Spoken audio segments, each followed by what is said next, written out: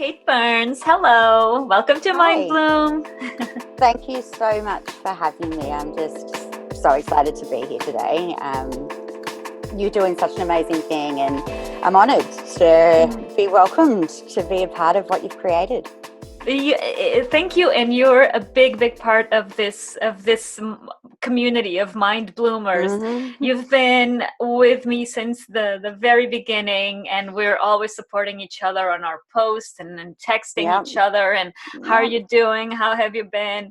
We're strong advocates as much as we can be with our skin tone, but we're strong allies and advocates Mhm. for Black Lives Matter and Yep, Black healthcare especially. matters, right? And we It's can it's talk a little bit about that too. yeah. I can't even remember how actually I found you. But I That's think it right. was as soon as I saw you, I was like, engage. That's You right. know. I had posted about discrepancies, racial discrepancies. Yeah. That's right. And I was like, this is the kind of content that we Yeah. need to be talking about, Yeah. because I think, obviously, the cancer world is a dark world. It doesn't discriminate against any nationality. It's something that, we still don't have the answers for cancer. And then, through this year and, the boiling point and, the movement coming to the surface, which, obviously I'm 100% behind. But, as things sort of get further and further exposed, the disparities that we're seeing in the care that's offered to our brothers and sisters, going through this traumatic, no matter who you are, it is the most traumatic. And then to be posed with these challenges of, not getting the treatment, pain management, all of these really um, awful, challenging things. And this is all system issues. And that's Yeah. what we're talking about, and it, Yeah. it doesn't just, it's not just an issue with police. It's an issue in the health systems. It's an issue in the housing systems. Um, so it was so great to see that Mm. content out there, to get the conversation going, because like in any community, they're getting forgotten, and they're dying, and it needs to be discussed. And I'm just so happy that we're coming together as a group and talking about it and lifting up our sisters that are going through such a challenging time, with the experience that some of us have going through it, and then just, expertise of really delving into it. Mm. um, yeah, I'm just thrilled to be a part of it. Yeah, I can't repeat enough. And even today, I just posted about it again. The incidence rate of breast cancer is higher in white women, Hmm. but the mortality rate is higher amongst Black women. I Hmm. mean, And that says it all. that says it all, and that's, you could tie that to police violence as well, like a lot of it is white, but it's that more Black Americans are being arrested, and they're a lower percentage, so it's that same issue. And that's just something that, I think with so much going on this year, so much coming to the top, and I know it's really easy for people to be really overwhelmed with the body of work that is ahead of us.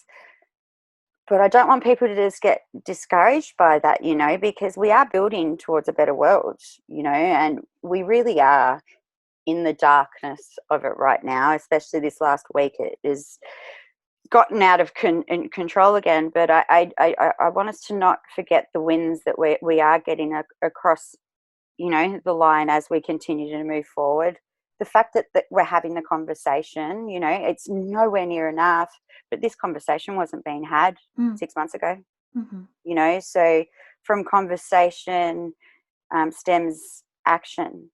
And, I had my oncologist appointment last week, and I spoke to her about it. I said, these are the statistics that are coming out of it. Look, my oncologist was in UCLA in Santa Monica. She's not getting a lot of Black clients. That's Mm. just the reality, because I'm on a Mm. gold PPO. I'm Mm. getting Mm-hmm. access. Mm. Mm-hmm. Um, and we all should get this access. And we can talk more about that. I want to ask you a question first and foremost. So you're an Australian living Yes. in sunny California, living the American dream. Living the American dream. That's it.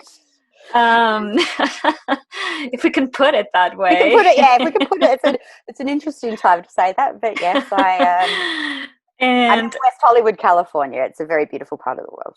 it is, it really is. I want to know what makes your mind bloom, Kate. I think community. I'm part of the Breasties group. I'm an ambassador of the SoCal Breasties, and seeing our community, all different walks and backgrounds, to come together, and just that support that we share is just, it's a beautiful thing. And meditating changed my life. So I have been in and out of therapies for 20 odd years. I suffer severe depression and anxiety. I've got post-traumatic stress. And I toyed with meditation in the past, and it was when I was diagnosed. I got diagnosed in the August, and it was December. I'd had 2 months of treatment, and I was in a really dark place. I was really conscious that poison was being pumped into me, and I turned toxic. Like my mind was toxic, my mouth, everything, and I couldn't. I was in America, obviously being from Australia. It was going to be a Christmas away from home because I couldn't travel because of cancer. There was a pandemic. There was measles going around. There was a whole lot of stuff sort of happening for me. And I can remember, the night I was sitting here and I was just oozing anger, and I was so upset with the world. And just I was like, hey, you need to, rather than, reacting, and I'm like, well, what can I do? Because I can't change this situation right now. This is the treatment for the next 6 months. Then I've got a year after that, and I was actually watching the Heal documentary on Netflix. And it was just one of those moments when, like, everything that I'd heard and learned, and it all came back, and I'm like, okay, let's do this. So I got my journal out. I'm a big journaler, so that also makes my mind bloom. But I'd start my morning off with my gratitudes, and then I'd meditate in my garden. And for me, being able to control some stillness in my mind, because I ran a very fast-paced life up until my diagnosis, and my mind ran a lot faster than my body, and I needed to control that, and science, everything's behind meditation, and I knew that people, trusted people that had such, so I thought, okay, I'm going to sit with this, I'm going to do it. And I let go of the, I'm a very strong self-critic. And in the past, when I'd meditated, I'm like, I'm doing it wrong. This isn't, I'm uncomfortable. And I was like, okay. So I took it serious. I downloaded Calm app, and I just got into the routine. Practice makes perfect. And slowly but surely, I started noticing the difference in the way that I was reacting to things. Frustrating things happen to everyone every day.